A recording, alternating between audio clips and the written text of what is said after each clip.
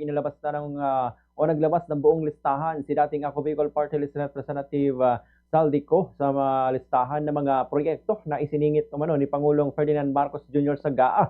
Ayon kay Ko, na malinaw niya makikita ang mga ito sa General Appropriations Act of GAA 2025. Maaari din itong i-cross-check sa National Expenditure Program o NEP 2025 para maberipika ang mga ito ay lumabas doon. Hinikayat din ito ang mga ahensya ng gobyerno ng pag-aralan at suriin ang mga listahan. Iminungkahi pa ng dating mambabatas na mahalaga na suriin mabuti ang mga dokumento bago maglabas ng mga hindi makatarungang pahayag.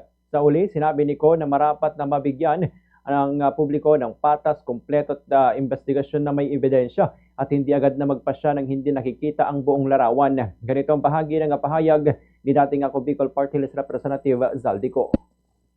Ilang araw ay informed sina dating Speaker Martin Romualdez, Sekmina Pangandaman, Yusek Adrian Bersamin, and Yusek Jojo Cadiz na kung pwede 50 billion lang ang ipasok sa program funds dahil so sobra ang DPWH funds versus sa DepEd. In practice, hindi pwede na mas malaki ang budget ng DPWH kaysa edukasyon.